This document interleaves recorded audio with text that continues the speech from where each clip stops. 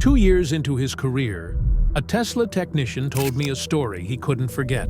A woman drove 40 minutes to fix a simple brake issue on her Model 3 and got turned away, not once. 3 different shops said no when he told her he couldn't help either.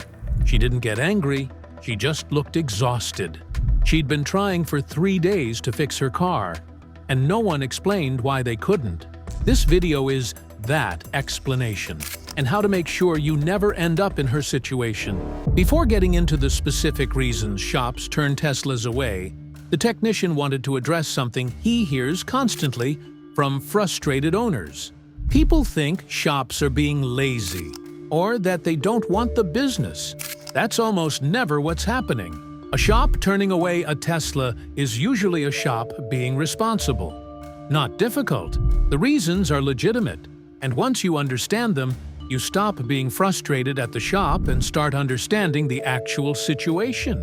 That reframe matters, because it changes how you approach the problem. Reason 1. 400 volts is not a joke. The technician started here because he considers it the most important reason, and the one most owners genuinely don't appreciate. A Tesla battery pack operates at somewhere between 350 and 400 volts depending on the model. Household current in the United States runs at 120 volts. The voltage running through a Tesla battery pack is roughly 3 times what comes out of your wall outlet, and sustained contact with it at that level is fatal.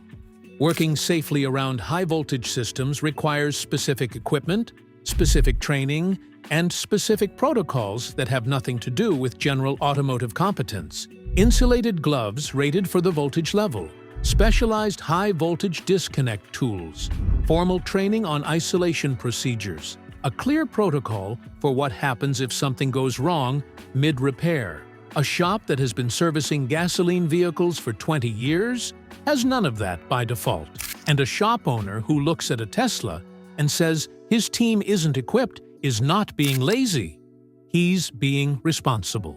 The certification process for high-voltage EV work exists for a reason, the technician said. I've seen what happens when someone who isn't trained treats a high-voltage system casually. It's not something you want to see twice. Shops that have invested in that certification have cleared the most important bar. But getting there requires time and money that many smaller independent shops haven't committed yet, because the volume of EVs coming through their doors hasn't justified the investment. That's changing. It's just changing slowly. Reason 2. The software wall. When something goes wrong with a Tesla, or when a shop wants to understand what's wrong before touching anything, the proper diagnostic process requires Tesla's own service software, the same system he uses at the dealership every day. It reads fault codes from every module, accesses individual battery cell data, runs system-level tests, and interfaces with the car's computers in ways that generic OBD diagnostic tools simply cannot replicate.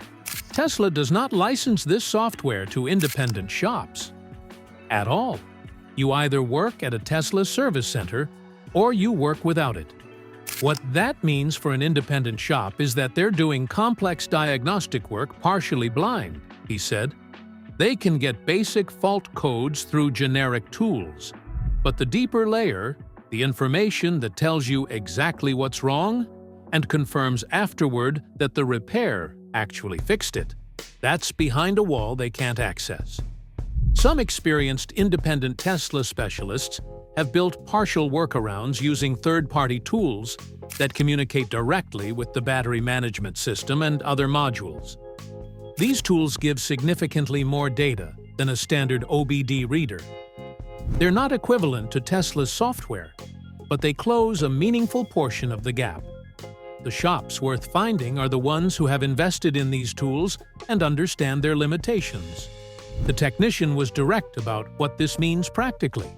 Any independent shop claiming they can do full Tesla diagnostics without Tesla's software is either using good third-party tools and being honest about what they can and can't see, or they're overstating what they're capable of. Ask them specifically what diagnostic tools they use. The answer tells you a lot. Reason 3. Parts don't arrive overnight. Tesla controls its own parts supply almost entirely. Most components don't flow through standard automotive parts channels. Independent shops ordering Tesla parts are typically going directly through Tesla, which can involve wait times and sometimes requires service authorization or sourcing from the salvage market, where quality and fitment aren't always consistent. For a shop built around fast turnaround, which describes most successful independent shops, Tesla repairs can disrupt the workflow in ways that affect every other customer waiting for their car. A job that should take a day stretches to a week waiting for a part. The shop has a lift tied up, a customer calling daily, and no clear timeline to give them. It's not that shops don't want the revenue, the technician explained. It's that the operational reality of Tesla parts sourcing doesn't fit the business model that most independent shops run on. The economics are harder than they look from the outside. This is genuinely improving as the Tesla fleet ages and the aftermarket parts supply grows. 3 years from now, the situation will be meaningfully better than it is today. But right now, it remains a legitimate barrier for many shops. Reason 4. The software update problem. Tesla pushes over-the-air software updates to its vehicles continuously. For owners, this is mostly a benefit. New features, bug fixes, efficiency improvements delivered without a service visit. For an independent shop, it creates a specific problem. A shop completes a suspension repair on Monday. Tesla pushes a software update on Wednesday that changes how the stability control system interfaces with the suspension parameters. The customer returns on Friday saying something feels different. Who is responsible for that difference? The honest answer is that it's genuinely unclear. And that ambiguity is enough to make shop owners cautious about taking on Tesla work, particularly for anything that touches systems the software can subsequently affect. There's no clean answer to this from the independent shop side, the technician said. It's a structural feature of how Tesla operates. I'm not saying it's wrong.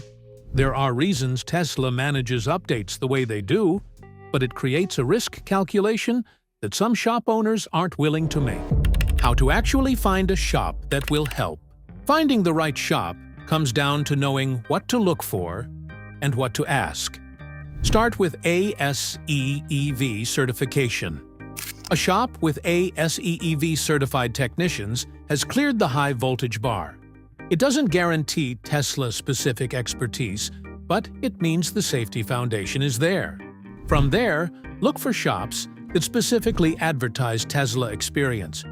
Not just general EV work, but Tesla specifically. Shops that have made the investment in Tesla-capable tools and training tend to say so explicitly because it differentiates them.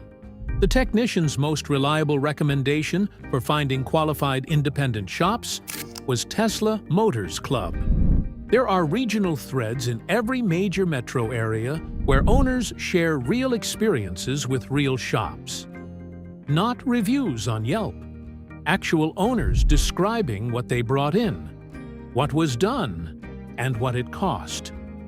That's the most useful information available for finding someone trustworthy.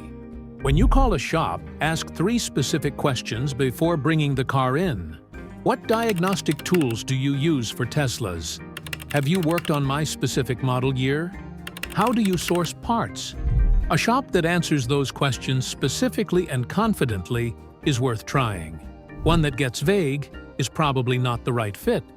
The technician also emphasized understanding which repairs genuinely require Tesla's access versus which ones don't.